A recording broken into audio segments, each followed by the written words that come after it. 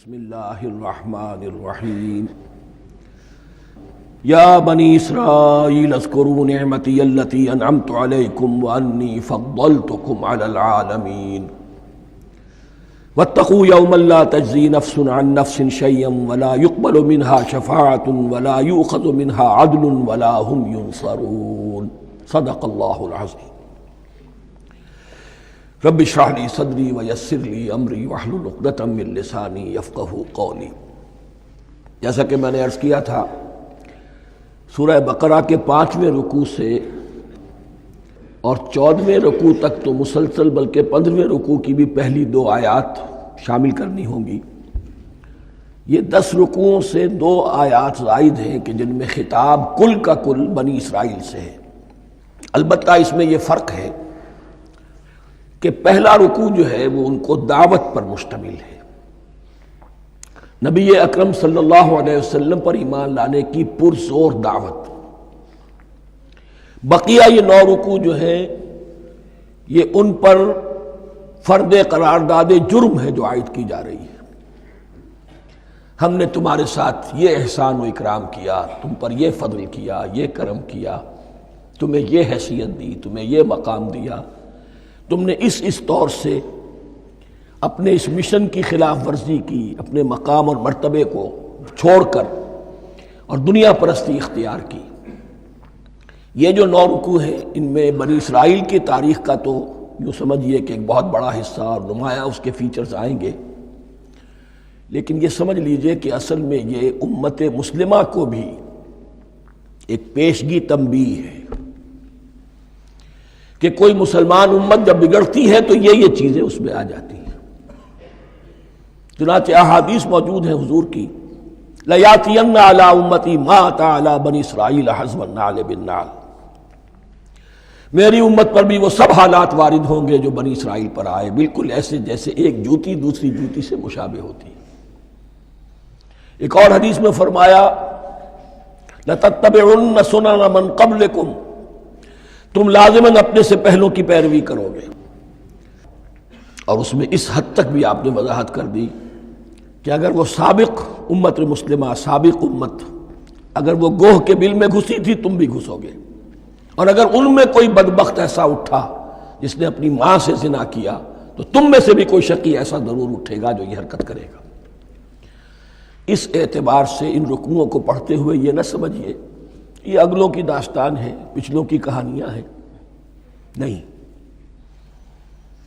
خوش طرح باشد کے سر دل براں، گفت آیت در حدیث دیگراں، یہ ہمارے لیے ایک آئینہ ہے اور ہمیں ہر مرحلے پر سوچنا ہوگا، دروں بینی کرنی ہوگی، انٹروسپیکشن، کہ کہیں اسی گمراہی میں ہم مبتلا تو نہیں۔ دیکھتے جائیے گا۔ دوسرا نقطہ پہلے سے یہ سمجھ لیجئے، یہ جو 2 آیتیں میں نے 6 رکوع کی تلاوت کی ہیں، بعین ہی یہی 2 آیتیں 15ویں رکوع میں آئیں گی، اور اس کو یوں سمجھیے کہ یہ 2 بریکٹس ہیں۔ 9 رکوعوں کا مضمون ان 2 بریکٹس کے درمیان ہے۔ یہ 2 آیتیں یہاں سے بریکٹ شروع ہو رہی ہیں، وہ 2 آیتیں ان پر بریکٹ ختم ہو رہی ہیں، بعین ہی وہی آیات۔ ایک آیت میں تو شوشے کا بھی فرق نہیں، دوسری آیت میں صرف ترتیب بدلی ہے، مضمون وہی ہے۔ اس کے مابین جو کچھ ہے، اس سے باہر یہ جو 5واں رکوع تھا، اس کے مضامین گویا کہ ضرب کھا رہے ہیں بریکٹ کے اندر کے سارے مضامین سے۔ یہ حساب کا بہت ہی عام فہم سا قاعدہ ہے، بریکٹ کے باہر کوئی رقم لکھی ہوئی ہے جس کے بعد کوئی زبر، کوئی جمع یا تفریق اگر نہیں ہے تو وہ ضرب کھائے گی، بریکٹ کے اندر جتنی بھی ویلیوز ہیں ان کے ساتھ ضرب کھائے گی۔ تو گویا کہ ہر قدم پر حضور پر دعوت، ایمان لانے کی دعوت اس پورے معاملے میں موجود ہے، اس لیے کہ اس میں بعض آیتیں ایسی آ گئی ہیں، ایک زیادہ نمایاں ایک کم نمایاں، جن سے کچھ لوگوں کو بغالتا ہوا یا کچھ لوگوں نے فتنہ پیدا کیا جان بوجھ کر۔ یہ فتنہ ایک بار پیدا ہوا تھا اکبر کے زمانے میں، دین الہی کی شکل میں، کہ صرف خدا کو مان لینا، آخرت کو مان لینا اور نیک اعمال کرنا نجات کے لیے کافی ہے، کسی رسول پر ایمان لانا ضروری نہیں ہے۔ یہ صوفیاء میں بھی یہ فتنہ بہت بڑے پیمانے پر آیا، مسجد مندر ہکڑو نور، مسجد میں اور مندر میں ایک ہی نور ہے، سب مذاہب ایک ہی ہے. سارا فرق جو ہے شریعتوں کا ہے، عبادت کے ظاہری شکل کا ہے، وہ ہے رسولوں سے متعلق. رسولوں کو بیچ میں سے نکال دیجئے تو یہ دین الہی رہ جائے گا، اللہ کا دین. اتنا بڑا فتنہ تھا کہ جب ہندوستان میں سیاسی اعتبار سے، حکومت کے اعتبار سے مسلمانوں کا اقتدار چوٹی پر تھا، کلائمیکس پر، اکبر اعظم، اس وقت یہ دین الہی کا فتنہ اٹھا کہ دین محمدی کا اب دور ختم ہو گیا. وہ 1000 سال کے لیے تھا، 1000 سال پورے ہو گئے، اب الف ثانی ہے، دوسرا 1000 سال ہے، اس کے لیے نیا دین ہے. اسے دین اکبری بھی کہا گیا اور دین الہی بھی کہا گیا. اور اس میں ایک آیت آئے گی جس سے استدلال کیا ہے کچھ لوگوں نے. اس صدی میں پھر یہ فتنہ اٹھا تھا گاندھی کے فلسفے کے ذریعے سے، اور ایک بہت بڑا نابغہ انسان مسلمانوں میں سے، بہت بڑا نابغہ، جینیس، ابو الکلام آزاد، وہ بھی اس فتنے کا شکار ہو گیا. متحدہ قومیت. چنانچہ گاندھی اپنی پرارتھنا میں کچھ قرآن کی تلاوت بھی کراتا تھا، کچھ گیتا بھی پڑھواتا تھا، کچھ اپنشدوں سے، کچھ بائبل سے، کچھ گرو گرنتھ سے. معلوم ہو یہ سب ٹھیک ہے، سب ایک ہے، سب لوگوں کو ایک ہونا چاہیے، ایک قوم ہونا چاہیے. مذہب تو انفرادی معاملہ ہے، کوئی مسجد میں چلا جائے، کوئی مندر میں چلا جائے، گردوارے میں چلا جائے، کوئی چرچ میں چلا جائے، کوئی سینیگاگ میں چلا جائے، کیا فرق واقع ہوتا ہے؟ اس کا توڑ یہی ہے کہ سمجھ لیجئے یہ جو 7 آیتیں ہیں 5ویں رکوع کی، یہ ہے بریکٹ کے باہر، اور یہ ضرب کھا رہی ہے مسلسل. اس بریکٹوں کے درمیان جتنی بھی مضمون آ رہا ہے وہ سب ان کے تابع ہوگا. گویا کہ جہاں تک حضور پر ایمان لانے کا معاملہ ہے وہ انڈرسٹوڈ سمجھا جائے گا، مقدر سمجھا جائے گا ہر مرحلے پر ان 2 بریکٹوں کے مابین. اب چلیے بسم اللہ. یا بنی اسرائیل اذکروا نعمتی التی انعمت علیکم وانی فضلتکم علی العالمین. اے اسرائیل کی اولاد، یاد کرو میرے اس انعام کو جو تم پر ہوا، اس کی وضاحت میں کر چکا ہوں، لیکن یہاں جو الفاظ آ رہے ہیں بہت زوردار. وانی فضلتکم علی العالمین، میں نے تمہیں فضیلت عطا کی تمام جہانوں پر. یہاں ایک قاعدہ نوٹ کر لیجئے، عربی نحو کا قاعدہ یہ ہے کہ کہیں ظرف جس میں کوئی شے ہے، ظرف کی جمع لے لیتے ہیں، مراد ہوتا ہے مظروف، ظرف کے اندر جو شے ہے اس کی جمع. تمام جہانوں پر فضیلت، کیا فرشتوں پر بھی فضیلت؟ نہیں، جہان والوں پر، تمام اقوام عالم پر تمہیں فضیلت عطا کی، یہ مطلب ہے اس کا. تمام عالموں پر، تمام جہانوں پر، یعنی تمام جہان والوں پر. اس انسان عالم انسانیت کے اندر جتنے بھی مختلف گروہ ہیں، نسلیں ہیں، طبقات ہیں، ان میں فضیلت. وَاتَّقُوا يَوْمًا لَا تَجْزِي نَفْسٌ عَن نَفْسٍ شَيْئًا. میں عرض کر چکا ہوں، اب تیسری مرتبہ پھر عرض کر رہا ہوں. اصل شیخ آخرت، محاسبہ آخرت. یہ مستحضر ہوگا تو انسان سیدھا رہے گا. اس میں کمزوری آ جائے، ضعف آ جائے تو باقی ایمان باللہ، ایمان بالرسالت، یہ نہ معلوم کیا کیا شکلیں اختیار کر لیں. دیکھیے اس آیت کے اندر 4 اعتبارات سے محاسبہ آخرت کا زور ہے. وَاتَّقُوا يَوْمًا، ڈرو اس دن سے، لا تجزی نفس عن نفس شیئا، جس دن کوئی جان کسی دوسرے کے کام نہ آ سکے گی. ولا يقبل منها شفاعہ، اور نہ کسی سے کوئی سفارش یا شفاعت قبول کی جائے گی. Categorical denial. ولا يؤخذ منها عدل، نہ کسی سے فدیہ قبول کیا جائے گا. ولا هم ينصرون، اور نہ انہیں کوئی مدد مل سکے گی. ہم نے طرح طرح کے عقیدے، شفاعت باطلہ کا تصور. اہل عرب سمجھتے تھے ہمیں یہ فرشتے جو ہے خدا کی بیٹیاں ہیں، یہ لات اور منات اور عزا ہم نے ان کے بت بنا رکھے ہیں. پوچھتے ہیں یہ اپنے ابا جان سے اللہ کی بیٹیاں ہیں نا، لاڈلی بیٹیاں، چھڑا لیں گے ہم. ہمارے ہاں بھی تصور ہے اولیاء اللہ چھڑا لیں گے. یا شفاعت باطلہ، خود حضور کی شفاعت کے بارے میں جو غلط تصورات ہیں. ایک شفاعت حقہ ہے، اس کی وضاحت کا یہ موقع نہیں ہے. وہ آیت الکرسی پہ جب ہم پہنچیں گے انشاءاللہ تعالیٰ اسی سورہ مبارکہ میں تو اس کی وضاحت بھی ہوگی۔ یہ سارے جو ہم نے جو گھڑ رکھے ہیں خیالات، ان کی نفی اس آیت کے حوالے سے کی۔ وَاتَّقُوا يَوْمًا لَا تَجْزِي نَفْسٌ عَن نَفْسٍ شَيْئًا، کوئی انسان دوسرے انسان کے کام نہیں آ سکتا۔ وَلَا يُقْبَلُ مِنْهَا شَفَاعَةٌ، کسی جان کی طرف سے کوئی سفارش قبول نہیں ہوگی۔ وَلَا يُؤْخَذُ مِنْهَا عَدْلٌ، نہ کوئی فدیہ قبول کیا جائے گا۔ وَلَا هُمْ يُنصَرُونَ، نہ انہیں کوئی مدد مل سکے گی۔ اب اس کے بعد اللہ تعالیٰ کے احسانات اور ان کی طرف سے جو ناشکریاں ہوئی ہیں ان کی بڑی تفصیل کے ساتھ اب بات چلے گی، تفصیل نہیں تیزی کے ساتھ۔ یہ واقعات کئی 100 برس کے ہیں، لیکن ایک تو یہ کہ ان کی تفاصیل مکی صورتوں میں آ گئی ہیں، سب سے زیادہ سورہ اعراف میں ملے گی، اور بھی کئی صورتوں میں آپ کو مل جائے گی۔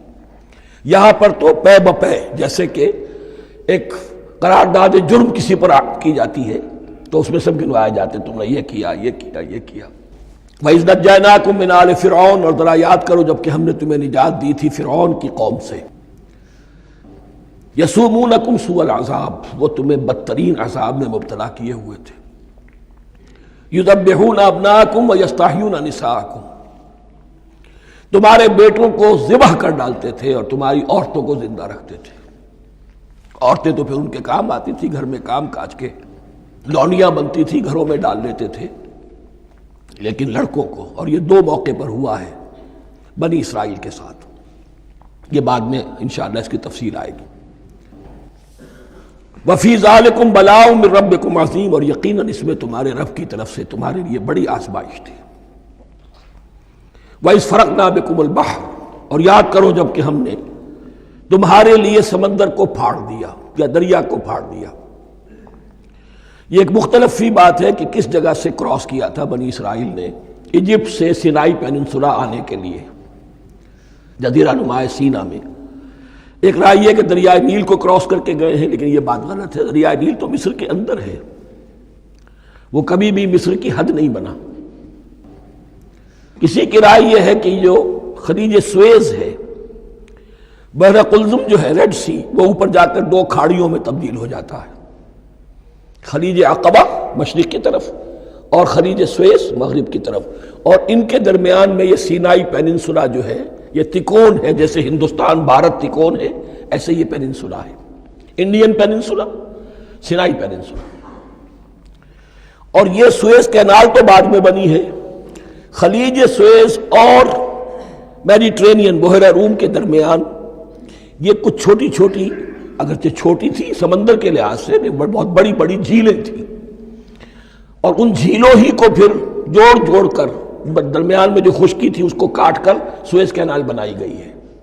تو اب تو یہ ایک مسلسل ایک رابطہ ہے، لیکن معلوم ہوتا ہے کہ یا تو خلیج سویس کو کراس کیا ہے حضرت موسیٰ علیہ السلام نے، اور یہی میری رائے زیادہ یہی ہے، اس لیے کہ کوہ طور جو ہے وہ اس پیننسولا کی ٹپ پر ہے، نیچے ہے یہاں، جہاں پر بھی ان کا قیام رہا اور جہاں پھر حضرت موسیٰ کو 40 دن کے لیے کوہ طور پر بلا کر اور پھر انہیں تورات دی گئی ہے۔ تو معلوم ہوتا ہے کہ جو خلیج سویز ہے اسے کراس کیا ہے۔ کراس کس طرح کیا ہے کہ حضرت موسیٰ کے عصا کی ایک ضرب سے سمندر پھٹ گیا۔ فَكَانَ كُلُّ فِرْقٍ كَالطَّوْدِ الْعَظِيمِ، دونوں طرف چٹانوں کے مانند پہاڑ کی طرح جو ہے وہ سمندر کھڑا ہو گیا، اس کے راستے سے یہ نکل گئے۔ اور پھر جب فرعون اور اپنا لشکر لے کر جب آیا ہے، اس نے سوچا ہم بھی نکل جائیں، وہ غرق ہو گئے، اس لیے کہ دونوں طرف کا پانی آپس میں مل گیا۔ یہ تھی کیفیت، اور معجزانہ کیفیت تھی، یہ کوئی فطرت کے یا نیچر کے اصول کے مطابق بات نہیں تھی، اور میں عرض کر چکا ہوں، آپ کو بتا چکا ہوں معجزہ کسے کہتے ہیں۔ وَإِذْ فَرَقْنَا بِكُمُ الْبَحْرَ فَأَنْجَيْنَاكُمْ، جب ہم نے تمہارے لیے یا تمہارے ساتھ سمندر کو پھاڑ دیا، تمہارے لیے، تمہارے گزرگاہ بنانے کے لیے، تو تمہیں تو نجات دے دی۔ وَأَغْرَقْنَا آلَ فِرْعَوْنَ وَأَنْتُمْ تَنظُرُونَ، اور تمہاری نگاہوں کے سامنے فرعون کے لاؤ لشکر کو غرق کیا، تم دیکھ رہے تھے، یہ گزر چکے تھے، اس ساحل پر کھڑے ہیں، ادھر سے یہ داخل ہوئے ہیں اور پانی دونوں طرف سے آ کر مل گیا اور یہ غرق ہو گئے۔ وَإِذْ وَعَدْنَا مُوسَىٰ 40 لَيْلَةً، اور یاد کرو پھر جب کوہ طور پر ہم نے موسیٰ کو 40 دن کے لیے بلایا۔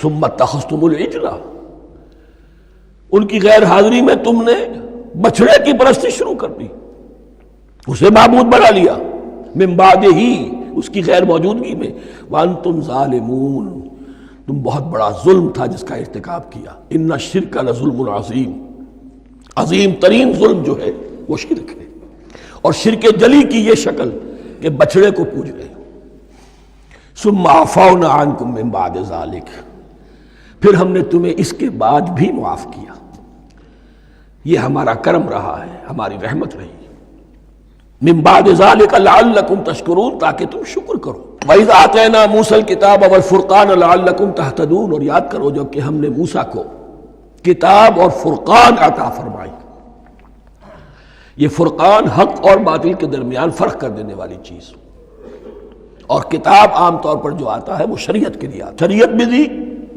کتاب بھی دی، اور فرقان بھی دیا، لعلکم تہتدون، تاکہ تم ہدایت پاؤ۔ وَإِذْ قَالَ مُوسَىٰ لِقَوْمِهِ، اور یاد کرو جب کہ کہا تھا موسیٰ نے اپنی قوم سے، یا قوم انکم ظلمتم انفسکم باتخاذکم العجل، اے میری قوم کے لوگو، یقیناً تم نے اپنے اوپر بڑا ظلم کیا ہے بچڑے کو معبود بنا کر، فتوبوا الی بارئکم، پس توبہ کرو اپنے پروردگار، اپنے خالق کی جناب میں، باری اللہ تعالیٰ ہے، باری، فاقتلوا انفسکم، تو قتل کرو اپنے آپ کو۔ یہ چیز جو ہے تورات میں تفصیل سے آئی ہے، قرآن میں نہیں ہے، اسی اعتبار سے میں نے آپ کو بتایا تھا کہ تورات کا مطالعہ اس اعتبار سے مفید ہے کہ بہت سے واقعات کا قرآن میں ذکر ہے، اجمالاً اشارہ ہے، اس کی تفصیل کے لیے ہمیں تورات سے رجوع کرنا پڑتا ہے، ورنہ یہ کہ اس آیت کا صحیح مفہوم واضح نہیں ہوگا۔ فاقتلوا انفسکم، اپنے آپ کو قتل کرو، کیا معنی؟ یہ قتل مرتد کی سزا ہے۔ وہاں معلوم ہوتا ہے کہ حضرت موسیٰ نے یہ حکم دیا، 12 قبیلے تھے، ہر قبیلے میں سے کچھ لوگوں نے یہ کفر اور شرک کیا، باقی لوگوں نے نہیں کیا، انہیں حکم دیا گیا کہ اپنے قبیلے کے لوگ ان کو قتل کریں جو ان کے قبیلے میں سے اس کفر کے مرتکب ہوئے، انفسکم سے مراد یہ اپنے قبیلے کے لوگوں کو تم قتل کرو، اس لیے کہ قبائلی زندگی جو ہوتی ہے آپ کو معلوم ہے، اس میں کوئی اور قبیلہ ہاتھ لگا دے تو قبائلی عصبیت بھڑک اٹھے گی۔ 70,000 یہودی قتل ہوئے، اس سے بڑی توبہ اور ممکن نہیں، اس سے بڑا پرج، کسی بھی آئیڈیولوجیکل پارٹی کے اندر پرج بہت ضروری ہوتا۔ کچھ لوگ آ گئے ایک نظریے کو قبول کر کے، رفتہ رفتہ نظریہ اوجل ہو گیا، کچھ مفادات، کچھ چودراہٹیں یہ مقدم ہو گئی، اسی سے جماعتیں خراب ہوتی ہیں، غلط راستے پہ پڑ جاتی ہیں، تحریکیں بھٹک جاتی ہیں۔ تو آئیڈیولوجیکل پارٹی، نظریاتی جماعتیں پرج کرتی رہتی ہیں کہ جو بھی ہمارے نظریے سے ہٹ گئے اب ان کو ہم کاٹ کر علیحدہ کر، یہی سے قتل مرتد۔ تو یہ چیز حدیث میں ہے یا پھر قرآن میں یہاں ہے، اس حوالے سے جو لوگ ہمارے ہاں بعض علماء بھی ہیں، جدید دانشور ہیں، جو قتل مرتد کی جو حد ہے اسلام میں اس کو تسلیم نہیں کرتے، لیکن میرے نزدیک یہ شریعت موسوی کا تسلسل ہے کہ شریعت موسوی کی جس شے کو بدلا نہ گیا ہو، جس کے بارے میں صراحتاً یہ معلوم نہ ہو کہ یہ شے تبدیل کر دی گئی، تو وہ شریعت محمدی کا جز بن گئی۔ زنا پر رجم کا معاملہ بھی یہی ہے، قرآن مجید میں رجم کی صریح آیت کوئی موجود نہیں ہے، حدیث میں ہے۔ قرآن مجید میں مرتد کے قتل کے لیے کوئی آیت موجود نہیں ہے، حدیث میں ہے، سنت میں ہے، اور دونوں کی کا جو منبع ہے وہ اصل میں تورات ہے۔ تو اس بات کو اچھی طرح نقل کر لیجئے، یہ جگہ اکثر لوگ جو ہے یہاں بہت سرسری طور سے گزر جاتے ہیں، یہ بہت اہم ہے، اور اس کے لیے تورات کی طرف رجوع کیجئے۔ 70,000، 6 لاکھ کل تھے جب یہ مصر سے نکلے ہیں، 6 لاکھ تھے۔ کتنے عرصے کے بعد پیننسولا پہنچے ہیں، سینائی پیننسولا میں اور طور میں، کچھ اور ان کی تعداد بڑھ گئی ہوگی، لیکن یہ کہ ان میں سے 70,000 کو قتل کیا اپنے ہاتھوں سے۔ ہر قبیلے نے اپنے جو مرتد تھے ان کو اپنے ہاتھ سے قتل کیا۔ فَتُوبُوا إِلَىٰ بَارِئِكُمْ فَاقْتُلُوا أَنفُسَكُمْ ذَٰلِكُمْ خَيْرٌ لَكُمْ عِندَ بَارِئِكُمْ، یہی تمہارے لیے تمہارے رب کے نزدیک بہتر بات ہے۔ فَتَابَ عَلَيْكُمْ، تو اللہ نے تمہاری توبہ قبول کر لی، توبہ قبول کس طرح ہوئی؟ یہ تزکیہ ہوا ہے امت کا کہ ان میں سے جن لوگوں نے اتنی بڑی غلط حرکت کی ہے ان کو کاٹ کر، ذبح کر کے، ان کو قتل کر کے پھینک دیا گیا۔ انہ هو التواب الرحیم، یقیناً وہ تو ہے ہی بہت توبہ کا قبول فرمانے والا اور بہت رحم فرمانے والا۔ وَإِذْ قُلْتُمْ يَا مُوسَىٰ لَن نُّؤْمِنَ لَكَ حَتَّىٰ نَرَى اللَّهَ جَهْرَةً، ایک اور واقعہ ان کی تاریخ کا۔ اور یاد کرو جب کہ تم نے کہا تھا اے موسیٰ ہم تو تمہاری بات نہیں مانیں گے۔ ایمان کے بعد جب لام کا حرف آئے تو اس کے معنی صرف تصدیق کے ہوتے ہیں۔ لن نؤمن لک، ہم آپ کی بات کی تصدیق نہیں کریں گے، حتی نری اللہ جہرۃ، جب تک کہ ہم دیکھ نہ لیں اللہ کو عیاناً۔ ہمیں کیا پتا اللہ نے یہ کتاب دی آپ کو، آپ تو لے کر آ گئے، ہمارے سامنے تو پتھر کی کچھ تختیاں ہیں، اس پہ کچھ لکھا ہوا، کس نے لکھا ہمیں کیا پتا۔ اب دیکھیے ایک حضرت موسیٰ کی خواہش تھی رب ارنی انظر الیک، وہ کچھ اور شے تھی۔ یہ تخریبی ذہن ہے جو یہ کہہ رہا ہے کہ ہم بھی چاہتے ہیں کہ اللہ کو اپنی آنکھوں سے دیکھیں اور معلوم ہو کہ واقعی اس نے یہ کتاب آپ کو دی ہے۔ فَأَخَذَتْكُمُ الصَّاعِقَةُ، تو تمہیں آ پکڑا ایک بہت بڑی کڑک نے، ایک بہت بڑی کڑک ہوئی اور سب کے سب مردہ ہو گئے۔ وَأَنْتُمْ تَنظُرُونَ، تمہارے دیکھتے دیکھتے ایک کڑک نے تمہیں آ لیا۔ ثُمَّ بَعَثْنَاكُم مِّن بَعْدِ مَوْتِكُمْ، پھر ہم نے تمہیں دوبارہ اٹھایا تمہاری موت کے بعد۔ بعض لوگ اس کی یہ تعویل کر رہے ہیں کہ یہ موت نہیں تھی بلکہ بے ہوش ہو گئے تھے، یعنی جو بھی کڑک تھی اس کی وجہ سے سب کے سب بے ہوش ہو کے گر گئے۔ لیکن میرے نزدیک یہاں تعویل کی ضرورت نہیں، بعث بعد الموت اللہ کے لیے کوئی مشکل نہیں۔ ہم الفاظ کو خواب کا کو ان کے اصل جو مفہوم ہے جو کہ صاف ہے صریح ہے اس سے خواب کا کاہے کے لیے موڑ کر لے کر جائے۔ ثم بعثناکم من بعد موتکم لعلکم تشکرون، تاکہ تم شکر کرو۔ وظللنا علیکم الغمام وانزلنا علیکم المن والسلوى، اور ہم نے تم پر ابر کا سایہ کیا۔ اب 6 لاکھ کا قافلہ چل رہا ہے، سینائی پیننسولا، صحرا، کوئی اوٹ نہیں، کوئی سایہ نہیں، لق و دق، دھوپ کی تپش۔ تو اللہ کا فضل ہوا کہ ایک سائے کی طرح ابر جو ہے ان کے ساتھ ساتھ جہاں جہاں وہ جا رہے ہیں وہ ابر ان پر سایہ کیے ہوئے۔ وَأَنزَلْنَا عَلَيْكُمُ الْمَنَّ وَالسَّلْوَىٰ، کھانے کو کچھ نہیں، تو من اور سلوہ نازل کیے گئے۔ من ایسے اترتا تھا رات کے وقت کہ جیسے شبنم کے قطرے ہوتے ہیں، لیکن وہ ہوتا تھا کسی ایسی چیز کا جس میں شیرینی تھی، اور پھر وہ زمین پر آ کر جم کر وہ ایک گویا کے دانہ بن جاتے تھے، یہ ان کا اناج ہو گیا۔ کاربوہائیڈریٹ سپلائی اس سے ہو گئی من سے۔ اور سلوہ ایک خاص قسم کا پرندہ بٹیر کی شکل کا جو بے پناہ بڑی تعداد میں ان کے بڑے بڑے جھنڈ آتے تھے شام کے وقت، اور وہ ان کے ڈیرا جہاں ہوتا تھا اس کے گرد وہ اتر آتے تھے، اور رات کی تاریکی میں یہ آسانی سے ان کو پکڑتے تھے، ان کو کھاتے تھے بھون کر، اور یہ ان کی پروٹین ہو گئی۔ پوری غذا جو ہے اللہ تعالیٰ نے ان کو فراہم کر دی۔ وَأَنزَلْنَا عَلَيْكُمُ الْمَنَّ وَالسَّلْوَىٰ كُلُوا مِن طَيِّبَاتِ مَا رَزَقْنَاكُمْ، کھاؤ ان پاکیزہ چیزوں کو جو ہم نے تمہیں عطا کی ہیں۔ وَمَا ظَلَمُونَا، ہم نے تو ان پر کوئی ظلم نہیں کیا، وَلَٰكِن كَانُوا أَنفُسَهُمْ يَظْلِمُونَ، لیکن وہ خود ہی اپنے اوپر ظلم ڈھاتے رہے، ہر قدم پر نافرمانی اور ناشکری۔ اس کی بھی ناشکری آگے آ جائے گی چل کر، من و سلوہ سے بھی ناشکری کی انہوں نے۔ وَإِذْ قُلْنَا ادْخُلُوا هَٰذِهِ الْقَرْيَةَ فَكُلُوا مِنْهَا حَيْثُ شِئْتُمْ رَغَدًا وَادْخُلُوا الْبَابَ سُجَّدًا وَقُولُوا حِطَّةٌ نَغْفِرْ لَكُمْ خَطَايَاكُمْ، اور یاد کرو جب کہ ہم نے تم سے کہا تھا اس شہر میں داخل ہو جاؤ اور پھر کھاؤ اس میں سے بافراغت جہاں سے چاہو جو چاہو، لیکن دیکھنا دروازے میں داخل ہونا جھک کر، اور کہتے رہنا مغفرت مغفرت مغفرت، ہم تمہاری خطاؤں سے درگزر فرمائیں گے۔ اس آیت کو سمجھنے کے لیے ذرا تاریخی بات سمجھ لیجئے۔ صحرائے سینا میں آنے کے بعد اور یہ جو کتاب تورات انہیں مل گئی تھی اس کے بعد حضرت موسیٰ علیہ السلام کے ہی زمانے میں انہیں جہاد اور قتال کا حکم ہوا۔ اس سے پوری قوم نے انکار کر دیا، یہ سورہ مائدہ میں آئے گا۔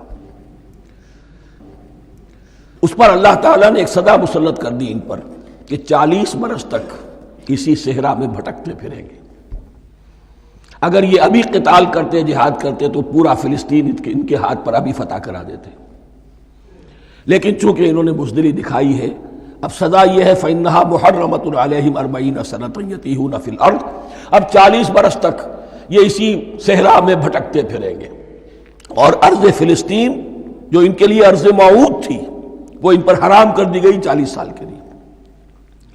اس 40 سال کے عرصے میں حضرت موسیٰ کا بھی انتقال ہو گیا، حضرت ہارون کا بھی ہو گیا، اور اس عرصے میں ایک نئی نسل پیدا ہوئی۔ وہ جو غلامی کا داغ اٹھائے ہوئی نسل آئی تھی مصر سے، جن کے اندر مورل کیریکٹر جو ہے وہ بہت کمزور ہو جاتا ہے، وہ پوری نسل ختم ہو گئی، نئی نسل اب پیدا ہوئی، 40 برس صحرا میں پیدا ہوئے، یہی پلے بڑھے، ان میں اب ایک جذبہ تھا۔ حضرت موسیٰ کے پھر جو خلیفہ تھے یوشع ابن نون، جوشوا، تورات میں ان کا نام جوشوا ہے، یوشع، ان کی سرکردگی میں اب بنی اسرائیل کی اس نئی نسل نے قتال کیا، جنگ کی، اور پہلا شہر جو فتح ہوا وہ اریحا۔ آج بھی وہ شہر جو ہے جیریکو جو آپ دیکھتے ہیں خبروں کے اندر آتا ہے بار بار، اریحا اس کا پرانا نام ہے، یہ شہر فتح ہوا، اس فتح کی بات کا تذکرہ ہو رہا ہے۔ یاد کرو جب کہ ہم نے تم سے کہا تھا اس بستی میں، اس شہر میں داخل ہو جاؤ فاتحانہ، اور پھر جو کچھ یہاں ہے، جو نعمتیں ہیں ان سے متمتع ہو، کھاؤ پیو، لیکن داخل ہونا سجدہ کرتے ہوئے، مراد کیا؟ جھک کر، یعنی ایسا نہ ہو کہ تکبر کی وجہ سے تمہاری گردنیں اکڑ جائیں، گردنیں جھکا کر اللہ کا احسان مانو، یہ نہ سمجھو کہ یہ فتح تم نے حاصل کی۔ اس کی تفسیر اصل میں نظر آتی ہے حضور کی شخصیت میں، کہ جب فتح مکہ کے موقع پر مکے میں داخل ہوئے ہیں تو جس سواری پر آپ بیٹھے ہوئے تھے، آپ کی پیشانی اس کی گردن کے ساتھ جڑی ہوئی تھی۔ یہ وقت ہوتا ہے جب کہ تکبر اور تعلی، فاتح کی حیثیت سے آنا، اور بندہ مومن کے لیے یہی وقت ہے تواضع کا، جھکنے کا۔ وَقُولُوا حِطَّةٌ، حتیٰ یحط کہتے ہیں جھاڑ دینے کو، تو اس کے معنی کیا ہے؟ اے اللہ ہمارے گناہ جھاڑ دے، مغفرت، اے اللہ ہمیں مغفرت، ہماری مغفرت فرما، جو خطائیں ہو گئی بخش دے۔ قولوا حطۃ، تمہاری زبان پر استغفار ہونا چاہیے، تمہاری گردنیں جھکی ہوئی ہونی چاہیے۔ نغفر لکم خطایاکم، اگر تم اس پر عمل کرو گے ہم تمہاری خطائیں جو ہیں انہیں معاف فرما دیں گے۔ وسنزید المحسنین، اور جو تم میں محسن ہوں گے انہیں اور بھی زیادہ دیں گے، اور انعام و اکرام آئیں گے۔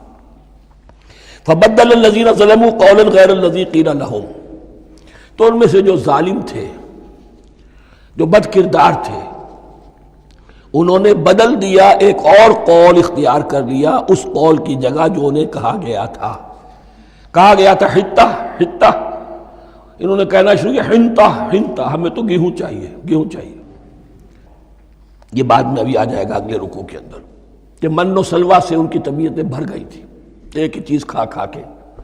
اب وہ کہہ رہے تھے کوئی چیز ہمیں جو ہے زمین کی روئیدگی میں سے، پیداوار میں سے، تو وہ ان کے زبان پر انہوں نے مذاق اڑاتے ہوئے گویا کہ حضرت موسیٰ علیہ السلام کے ذریعے سے حکم ملا ہے، استہزاء کر رہے ہیں، حتۃ ان کی بجائے حنتۃ۔ فانزلنا علی الذین ظلموا رجزا من السماء بما كانوا یفسقون، تو جن لوگوں نے یہ حرکت کی تھی ان پر ہم نے آسمان سے ایک بہت بڑا عذاب نازل کیا۔ تورات سے معلوم ہوتا ہے کہ پلیگ آئی، اور جنہوں نے یہ حرکت کی تھی وہ سب کے سب ہلاک ہو گئے یریکو کے اندر، بما كانوا یفسقون، بسبب اس نافرمانی کے جو انہوں نے کی۔ وَإِذِ اسْتَسْقَىٰ مُوسَىٰ لِقَوْمِهِ فَقُلْنَا اضْرِب بِّعَصَاكَ الْحَجَرَ، اب یہ پھر صحرائے سیرا کا واقعات آ رہے ہیں، ان میں ترتیب زمانی نہیں ہے۔ اریحا کی فتح جو ہے حضرت موسیٰ کے بعد ہے، لیکن اب یہاں پہ پھر ابھی وہ جو صحرائے تیہ میں جب بھٹک رہے تھے پھر اس کا ذکر ہے۔ وَإِذِ اسْتَسْقَىٰ مُوسَىٰ لِقَوْمِهِ فَقُلْنَا اضْرِب بِّعَصَاكَ الْحَجَرَ، اور جب کہ موسیٰ کی قوم نے موسیٰ سے پانی طلب کیا، اب صحرا میں آپ کو معلوم ہے جہاں پڑاؤ تھا اب وہاں پانی نہیں، 6 لاکھ ہو 7 لاکھ ہو، کتنے افراد ہو، پانی چاہیے۔ وَإِذِ اسْتَسْقَىٰ مُوسَىٰ لِقَوْمِهِ فَقُلْنَا اضْرِب بِّعَصَاكَ الْحَجَرَ، تو ہم نے کہا کہ اپنے عصا سے ضرب لگاؤ چٹان پر۔ فانفجرت منہ اثنتا عشرۃ عینا، تو اس سے 12 چشمے پھوٹ بہے۔ فجر کہتے ہیں کسی شے کے پھٹ کر کوئی چیز برآمد ہو۔ فجر جو ہوتی ہے، فجر کا وقت رات کی تاریکی کا پردہ چاک ہوتا ہے اور سپیدہ سحر نمودار ہوتا ہے۔ فانفجرت منہ اثنتا عشرۃ عینا، تو 12 چشمے پھوٹ بہے۔ قد علم کل اناس مشربہم، یہاں اناس سے کیا مراد ہے؟ ہر قبیلہ، ہر قبیلے نے اپنا گھاٹ معین کر لیا۔ 12 قبیلے تھے، اگر علیحدہ علیحدہ نہ ہوتا معاملہ، 12 چشمے اسی لیے دیے گئے کہ لڑے نہ جھگڑے نہ۔ پانی تو بہت بڑی چیز ہے، کہیں پانی پینے پلانے پہ جھگڑا اور کہیں گھوڑا آگے بڑھانے پہ جھگڑا، یہ تو قبائلی زندگی کے اندر ہوتی ہی چیزیں۔ تو اس اعتبار سے اللہ تعالیٰ نے ان کے لیے یہ سہولت کی کہ 12 چشمے پھوٹ بہے۔ قد علم کل اناس مشربہم، ہر ایک نے اپنا گھاٹ جان لیا، معین کر لیا۔ کلوا واشربوا من رزق اللہ، گویا کہ کہہ دیا گیا کہ کھاؤ اور پیو اللہ کے رزق میں سے۔ ولا تعثوا فی الارض مفسدین، اور زمین میں فساد مچاتے نہ پھرو۔ کھانے پینے کے لیے پانی بھی ادھر آ گیا، کھانے کے لیے من و سلوہ آ گیا۔ اب دیکھیے ان کی ناشکری۔ وَإِذْ قُلْتُمْ يَا مُوسَىٰ لَن نَّصْبِرَ عَلَىٰ طَعَامٍ وَاحِدٍ، یاد کرو جب کہ تم نے کہا تھا اے موسیٰ ہم ایک کھانے پر تو صبر نہیں کر سکتے، کھا کھا کے بکھتا گئے ہیں من و سلوہ۔ فَادْعُ لَنَا رَبَّكَ، تو ذرا اپنے رب سے دعا کرو، پکارو ہمارے لیے اپنے رب کو۔ یخرج لنا، وہ نکالے ہمارے لیے، مما تنبت الارض، زمین کی روئیدگی اور پیداوار میں سے، نباتات ارضی میں سے، من بقلہا، اس کی ترکاریاں، وقثائہا، اور ککڑیاں، کھیرے اور ککڑیاں، ان سب کے لیے یہ لفظ ہے۔ وفومہا، ایک ترجمہ گیہوں کیا گیا ہے لیکن میرے نزدیک زیادہ صحیح ترجمہ ہے لہسن، اور سرائے کی زبان میں بھی اور ممکن ہے کہ سندھی میں بھی ہو تھوم، تھوم کہتے ہیں لہسن کو، یہ فوم کی بدلی ہوئی شکل ہے، اس لیے کہ یہی علاقہ ہے جس میں عرب آئے تھے، تو عربوں کی زبان کے بہت سے الفاظ جو ہیں اس سرائے کی زبان میں خاص طور پر وہ بہت زیادہ، تو تھوڑی سی شکل بدل کر وہ کافی تعداد میں موجود ہے۔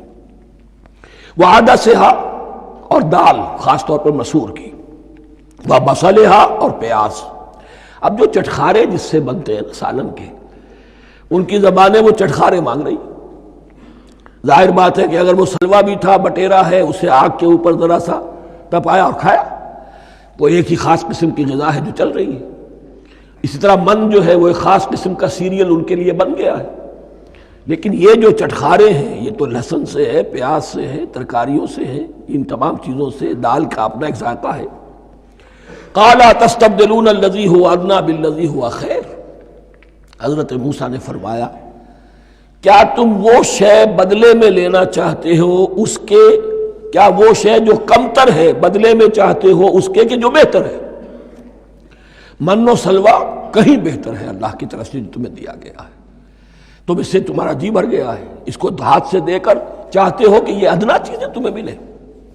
اہبطوا مصرا، اب یہ لفظ آ گیا اہبطوا۔ اب ظاہر بات ہے یہ آسمان سے زمین پر اترنے کے لیے لفظ نہیں ہے اہبطوا، یہاں اس کا ترجمہ صحیح ہوگا سیٹل ڈاؤن سم ویئر۔ اگر زمین کی یہ چیزیں چاہیے تو کہیں سیٹل ہو جاؤ اور کاشت کرو، بیج ڈالو، آبیاری کرو، یہ ساری چیزیں تمہیں مل جائیں۔ اہبطوا مصرا، کہیں سیٹل ڈاؤن ہو جاؤ، کہیں اتر پڑو کسی بستی میں، کسی علاقے میں۔ فَإِنَّ لَكُمْ مَا سَأَلْتُمْ، تمہیں مل جائے گا جو کچھ کہ تم نے مانگا۔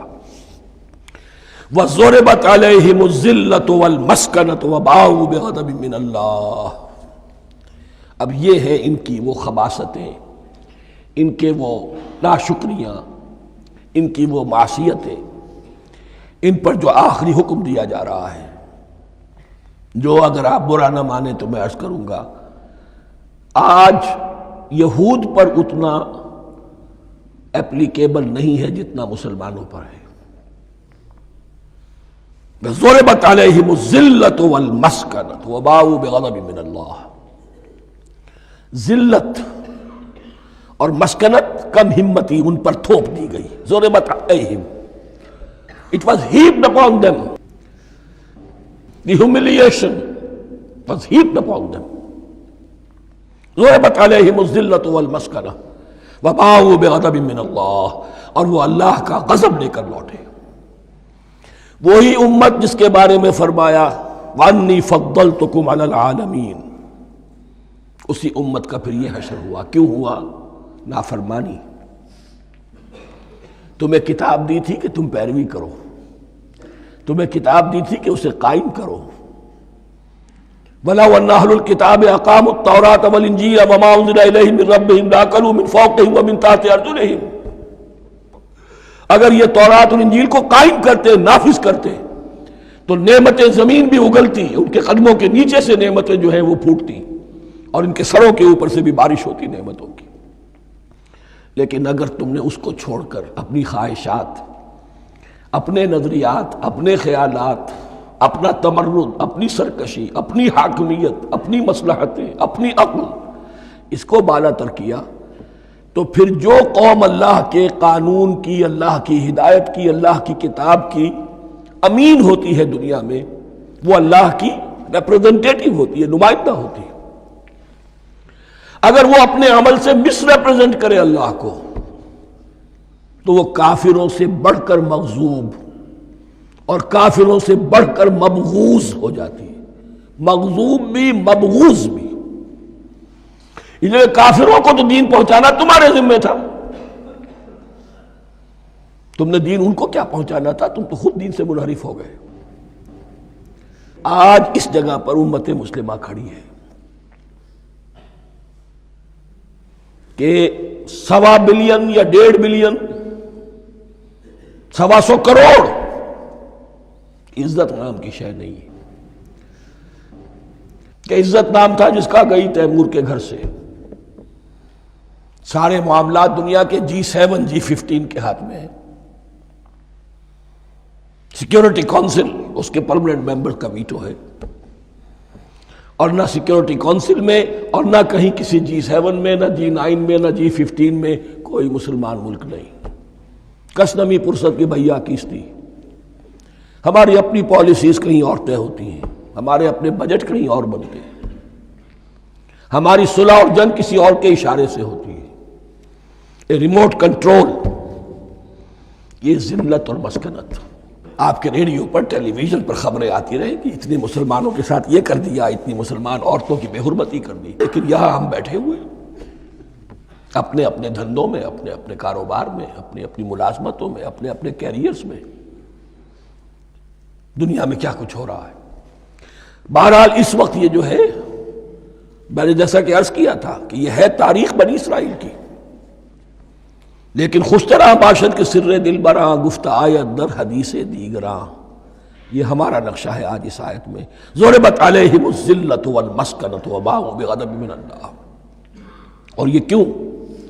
ذالک بانہم کانوا یکفرون بآیات اللہ، یہ اس لیے کہ وہ اللہ کی آیات کا انکار کرتے رہے۔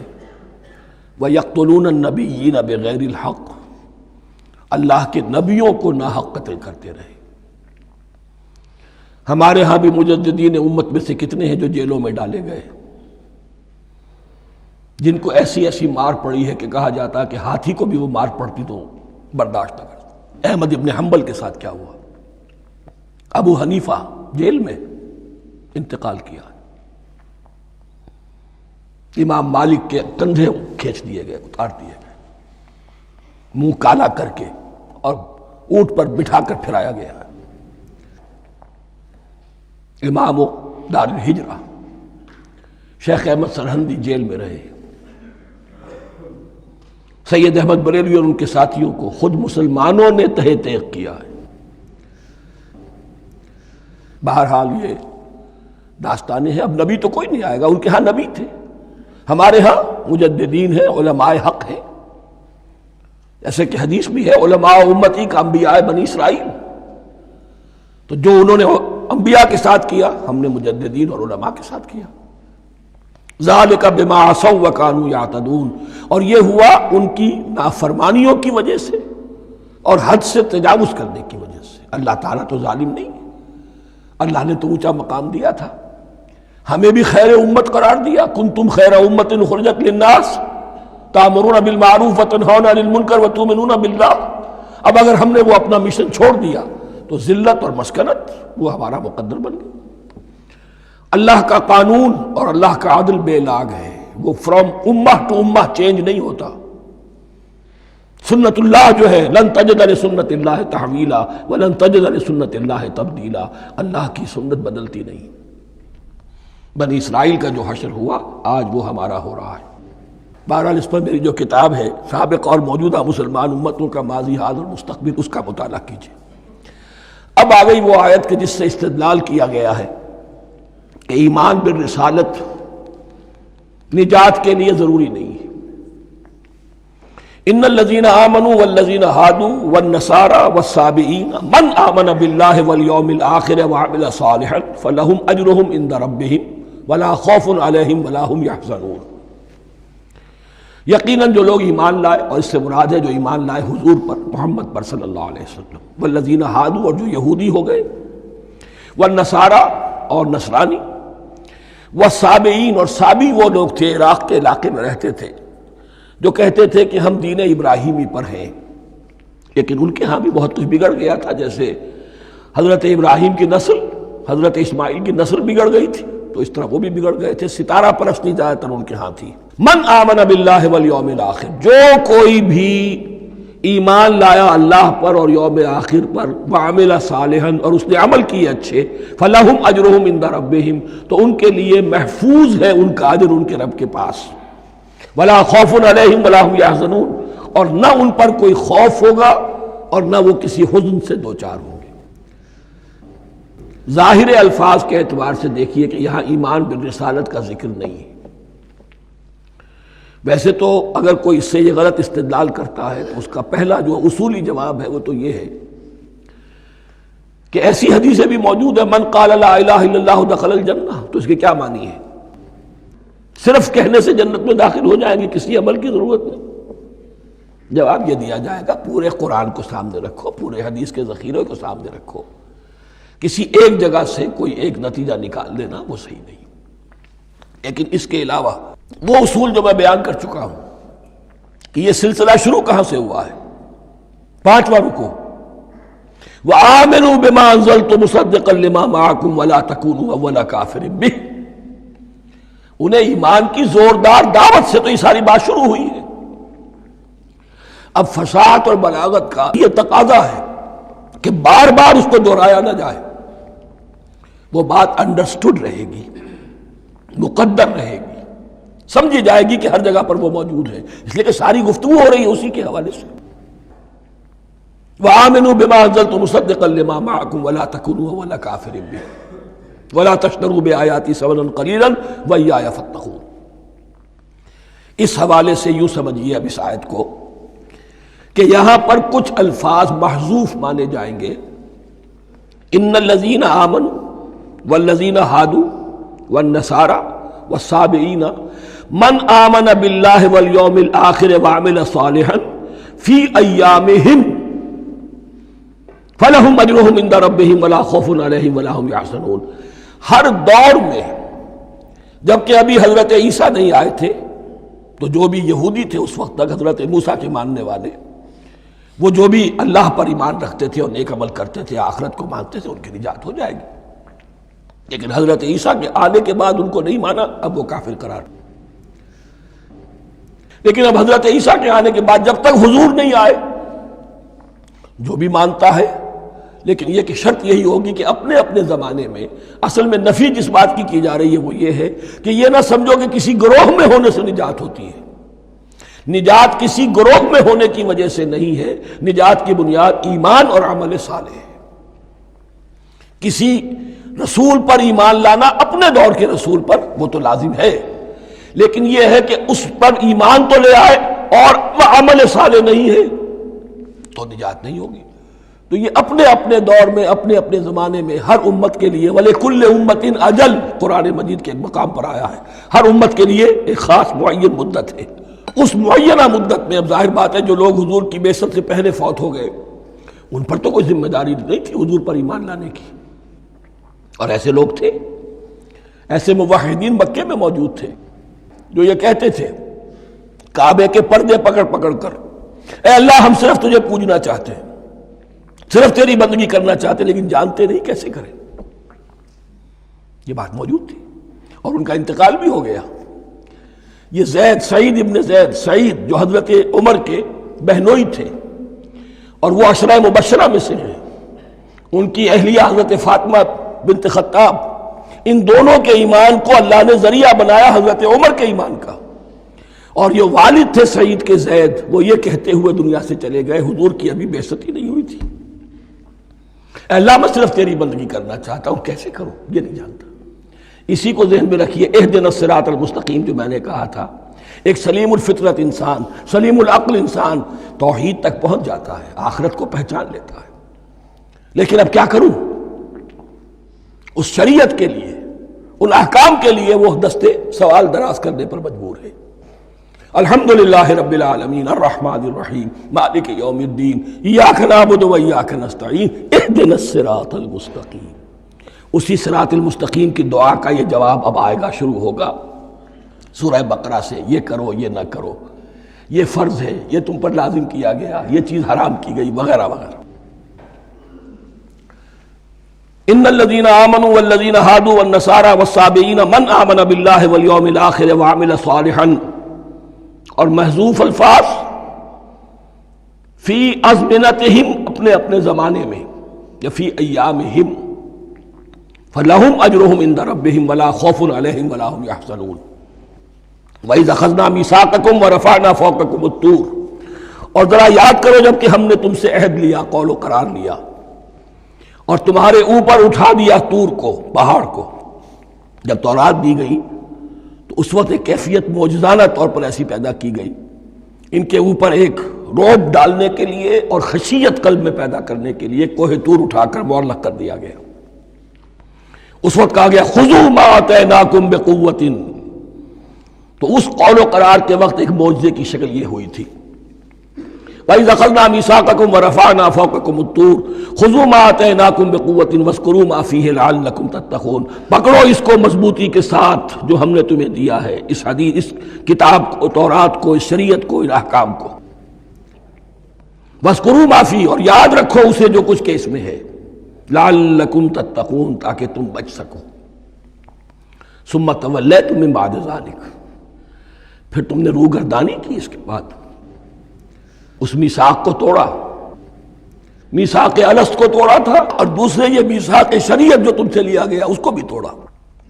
ثم تولیتم من بعد ذلک فلولا فضل اللہ علیکم ورحمتہ لکنتم من الخاسرین، پھر اگر اللہ کا فضل تمہارے شامل حال نہ ہوتا اور اس کی رحمت تمہاری دستگیری نہ کرتی رہتی، بار بار تمہیں معاف کیا، تمہیں مہلت دی، تو اگر یہ چیز نہ ہوتی تو اسی وقت سے تم خسارہ پانے والے اور تباہ ہونے والے ہو جاتے۔ وَلَقَدْ عَلِمْتُمُ الَّذِينَ اعْتَدَوْا مِنْكُمْ فِي السَّبْتِ، اور تمہیں خوب معلوم ہے تم میں سے وہ لوگ جنہوں نے سبت کے قانون کو توڑا، حد سے تجاوز کیا۔ یہ واقعہ تفصیل کے ساتھ سورہ اعراف میں آئے گا کہ ان کی شریعت میں ہفتے کا روز معین کر دیا گیا تھا، کوئی دنیاوی کام نہیں ہوگا۔ آج بھی وہ لوگ جو ہے سبت کو، جو بھی پریکٹسنگ جیوز ہیں، وہ اس کی پابندی کرتے ہیں اور بڑی شدت سے کرتے ہیں۔ لیکن ایک زمانے میں ایک خاص ان کا قبیلہ تھا کہ جس نے ایک بڑے ہی شرعی ہیلا ایجاد کر کے اس قانون کی دھجیاں بکھیری، تفصیل ہم پڑھیں گے سورہ اعراف میں۔ وَلَقَدْ عَلِمْتُمُ الَّذِينَ اعْتَدَوْا مِنْكُمْ فِي السَّبْتِ، اور تمہارے علم میں ہے تمہارے وہ لوگ کہ جنہوں نے سبت کے قانون کے ضمن میں خلاف ورزی کی، فَقُلْنَا لَهُمْ كُونُوا قِرَدَةً خَاسِئِينَ، تو ہم نے کہہ دیا ان کو کہ ہو جاؤ ذلیل بندر، ان کی شکلیں مسخ کر دی گئی، انہیں بندروں کی شکل میں تبدیل کر دیا گیا۔ فَجَعَلْنَاهَا نَكَالًا لِمَا بَيْنَ يَدَيْهَا، پھر ہم نے اس واقعے کو یا اس بستی کو ایک بنا دیا مثال، لوگوں کے لیے ان کی عبرت کے سامان بنا دیا، ان کے لیے بھی جو سامنے موجود تھے اس زمانے کے لوگ، اور ان کے لیے بھی جو بعد میں آنے والے تھے، وَمَوْعِظَةً لِّلْمُتَّقِينَ، اور اسے ایک نصیحت، ایک سبق آموزی کی بات بنا دیا اہل تقویٰ کے لیے۔ وَإِذْ قَالَ مُوسَىٰ لِقَوْمِهِ إِنَّ اللَّهَ يَأْمُرُكُمْ أَن تَذْبَحُوا بَقَرَةً، اور یاد کرو جب کہ موسیٰ نے اپنی قوم سے کہا یقیناً اللہ تمہیں حکم دیتا ہے کہ گائے کو ذبح کرو۔ یہ واقعہ میں پہلے آپ کو بتا دوں، پھر ہم یہ آیات تیزی سے پڑھ لیں گے۔ بنی اسرائیل میں ایک شخص قتل ہو گیا عامیل نامی، اور قاتل کا پتہ نہیں چل رہا تھا۔ اللہ تعالیٰ نے حضرت موسیٰ کے ذریعے سے انہیں حکم دیا کہ ایک گائے کو ذبح کرو اور اس کے جسم کے ایک ٹکڑے سے اس مردے کو چھوؤ، وہ جی اٹھے گا اور وہ بتا دے گا میرا قاتل کون ہے۔ اب یہ کہ یہ معجزات کی شکل ہے جو بار بار آ رہے ہیں، اور سابق اس امت کے اندر معجزات کا آپ کو بہت عمل دخل ملے گا۔ اس میں ایک تو یہ کہ گائے کو ذبح کرنا، وہ گائے کے تقدس کا جو ان کے دل میں ذہن میں تھا، تو ذبح کرنے سے اس کے اوپر بھی گویا کہ ایک تلوار چلائی گئی، اور پھر انہیں دکھا بھی دیا گیا کہ ایک آدمی زندہ بھی ہو سکتا ہے، باعث بعد الموت کا بھی ایک نقشہ دکھا دیا گیا انہیں۔ لیکن انہیں جب یہ حکم ملا اور ان کے دلوں کے اندر وہ بچڑے کی اور گائے کی تقدیس جو ہے وہ پلی ہوئی تھی، اب انہوں نے سوال کر کے کسی طریقے سے بچنے کے لیے مین میخ نکالی، کیسی گائے ہو، کیا رنگ ہو، کس طرح کی ہو، کس عمر کی ہو۔ بالآخر یہ کہ جب ہر طرف سے گھیراؤ ان کا ہو گیا اور سب چیزیں جو ہیں ان کے سامنے واضح کر دی گئیں، تب انہوں نے یوں سمجھیے چاروں ناچار بادل ناخواستہ اس حکم پر عمل کیا۔ بس اب ترجمہ کر لیجئے۔ وَإِذْ قَالَ مُوسَىٰ لِقَوْمِهِ إِنَّ اللَّهَ يَأْمُرُكُمْ أَن تَذْبَحُوا بَقَرَةً، اور یاد کرو جب کہ موسیٰ نے کہا اپنی قوم سے کہ اللہ حکم دیتا ہے تمہیں کہ ایک گائے کو ذبح کرو۔ قَالُوا أَتَتَّخِذُنَا هُزُوًا، انہوں نے کہا کیا آپ ہمارے ساتھ کوئی ٹھٹھا کر رہے ہیں، مذاق اڑا رہے ہیں، یہ کیا بات آپ کہہ رہے ہیں؟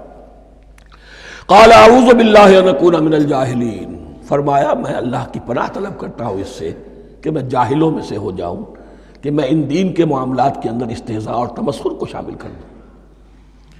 قالوا ادع لنا ربک یبین لنا ما ہی، اب انہوں نے کہا اچھا ایسی بات ہے تو ذرا اپنے رب سے دعا کیجئے کہ وہ ہم پر واضح کر دے کہ وہ کیسی ہو۔ قال انہ یقول، حضرت موسیٰ نے فرمایا اللہ تعالیٰ فرماتا ہے انہا بقرۃ لا فارض ولا بکر، وہ ایک ایسی گائے ہونی چاہیے کہ جو نہ بوڑھی ہو نہ بالکل بچھیا ہو، عوان بین ذالک، ان کے بین بین ہو۔ فَفَعَلُوا مَا تُؤْمَرُونَ، تو اب کر گزرو جو تمہیں حکم دیا گیا۔ قَالُوا ادْعُ لَنَا رَبَّكَ يُبَيِّن لَنَا مَا لَوْنُهَا، اب انہوں نے پھر کہا ذرا ایک دفعہ اور دعا کیجئے اپنے رب سے، وہ ہمیں بتا دے اس کا رنگ کیسا ہونا چاہیے۔ قَالَ إِنَّهُ يَقُولُ إِنَّهَا بَقَرَةٌ صَفْرَاءُ فَاقِعٌ لَوْنُهَا تَسُرُّ النَّاظِرِينَ، فرمایا اللہ فرماتا ہے کہ وہ گائے ایسی ہونی چاہیے زرد رنگ، شوخ رنگ، شوخ زرد رنگ کی، چمکیلی، جو دیکھنے والوں کو خوب اچھی لگے، پسند آئے، دل میں کھپ جانے والی۔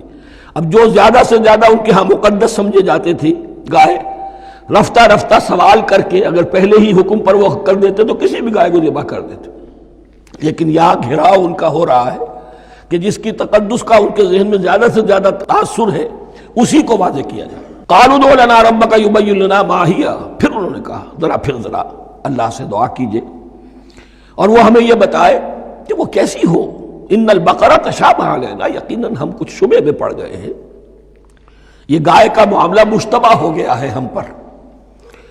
قال انہ یقول، فرمایا اللہ فرماتا ہے انہا بقرۃ لا ذلول تثیر الارض ولا تسقی الحرث، وہ ایک ایسی گائے ہونی چاہیے کہ جو کوئی جس سے مشقت نہ لی جاتی ہو، نہ وہ ہل جوتتی ہو اور نہ وہ رہٹ کا پانی کھینچتی ہو۔ تسیر الارض، نہ تو وہ زمین کو جوتنے میں، ہل چلانے میں کام نہیں لی جائے، ولا تسقی الحرث، اور نہ کھیتی کو پانی پلانے کے لیے وہ پانی کھینچنے میں استعمال کیا جائے۔ مسلمتن، اور پوری سالم ہونی چاہیے، یک رنگ، لا شیۃ فیہا، اس میں کسی دوسرے رنگ کا کوئی داغ تک نہ ہو۔ اب کیا کرتے، گھیراؤ میں آ گئے۔ قالوا الآن جئت بالحق، کہا انہوں نے کہ ٹھیک ہے اب تو آپ نے بات جو ہے پوری طریقے سے واضح کر دی۔ فذبحوها وما كانوا يفعلون، تب انہوں نے اس کو ذبح کیا اور وہ کرنے والے نہیں تھے، دل میں نہیں تھا، بادل ناخواستہ۔ اب دیکھیے یہاں ترتیب ذرا واقعے کی جو ہے مختلف ہو گئی ہے، جو اس ذبح بقرہ کا سبب تھا وہ بعد میں بیان ہو رہا ہے یہاں، تورات میں چونکہ واقعات کو اس طریقے سے بیان کیا ہے لہذا وہاں ترتیب دوسری ہے۔ وَإِذْ قَتَلْتُمْ نَفْسًا فَادَّارَأْتُمْ فِيهَا، اور یاد کرو جب کہ تم نے ایک جان کو قتل کیا تھا اور اس کا الزام تم ایک دوسرے پر لگا رہے تھے، یعنی کسی کا پتہ نہیں چل رہا تھا قاتل کون ہے۔ واللہ مخرج ما کنتم تکتمون، اور اللہ تعالیٰ فیصلہ کر چکا تھا کہ جو کچھ تم چھپا رہے ہو اسے نکال کر رہے گا، واضح کرے گا۔ فَقُلْ نَضْرِبُوهُ بِبَعْضِهَا، تو ہم نے حکم دیا کہ اس کی لاش کو اس گائے کے ایک ٹکڑے سے، اس کے جسم کے ایک حصے سے ضرب لگاؤ۔ كَذَلِكَ يُحْيِي اللَّهُ الْمَوْتَى، اور دیکھو اس طریقے سے اللہ مردوں کو زندہ کر دے گا۔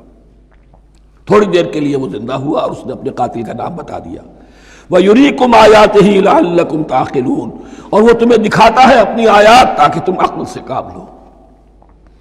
اب جو الفاظ آ رہے ہیں بہت سخت ہیں، بہت سخت ہیں، لیکن ان کو پڑھتے ہوئے درون بینی ضرور کیجیے گا، اپنے اندر جھانکیے گا۔ ثُمَّ قَسَتْ قُلُوبُكُمْ، پھر تمہارے دل سخت ہو گئے۔ جب دین میں ہیلے بہانے نکالے جانے لگے اور ہیلوں بہانوں کے ذریعے سے شریعت کے احکام سے بچا جائے، اللہ کو دھوکہ دینے کی کوشش کی جائے، اس کا جو نتیجہ نکلتا ہے وہ دل کی سختی ہے۔ ثم قست قلوبکم، پھر تمہارے دل سخت ہو گئے۔ فہی کالحجارۃ او اشد قسوہ، تو وہ تو اب پتھروں کے مانند ہیں، بلکہ سختی میں ان سے بھی زیادہ شدید ہے۔ یہ ویسے بھی فصاحت اور بلاغت کا بھی بڑا ایک عمدہ مقام ہے قرآن کا۔ وَإِنَّ مِنَ الْحِجَارَةِ لَمَا يَتَفَجَّرُ مِنْهُ الْأَنْهَارُ، پتھروں میں سے تو ایسے بھی ہوتے ہیں جن میں سے چشمے پھوٹ بہتے ہیں۔ وَإِنَّ مِنْهَا لَمَا يَشَقَّقُ فَيَخْرُجُ مِنْهُ الْمَاءُ، اور ایسے بھی ہیں جو شق ہو جاتے ہیں، پتھر چٹانیں، ان میں سے پانی برآمد ہو جاتا ہے۔ وَإِنَّ مِنْهَا لَمَا يَهْبِطُ مِنْ خَشْيَةِ اللَّهِ، اور ان میں وہ بھی ہوتے ہیں جو اللہ کے خوف سے گر پڑتے ہیں۔ وَمَا اللَّهُ بِغَافِلٍ عَمَّا تَعْمَلُونَ، اور اللہ تعالیٰ غافل نہیں ہے اس سے کہ جو تم کر رہے ہو۔ یہ کیفیت جو ہے ثم قست قلوبکم فہی کالحجارۃ او اشد قسوہ، ہے کون؟ یا بنی اسرائیل اذکروا نعمتی التی انعمت علیکم وانی فضلتکم علی العالمین، جن پر 1400 برس ایسے گزرے کہ کوئی لمحہ ایسا نہ تھا کہ نبی موجود نہ ہو، جنہیں 3 کتابیں دی گئیں۔ لیکن یہ کہ اپنی بدعملی، عقائد میں بھی مین بیخ کر کے اپنے آپ کو بچانے کے راستے نکال لینا، اعمال میں بھی ہیلوں کے ذریعے سے، کتاب الحیل کے ذریعے سے اپنے آپ کو ذمہ داریوں سے مبرہ کر لینا، اس کا نتیجہ پھر یہ نکلتا ہے۔ اللہ تعالیٰ مجھے اور آپ کو اس انجام بد سے بچائے۔ بارک اللہ لی ولکم فی القرآن العظیم ونفعنی وإیاکم بالآیات والذکر الحکیم۔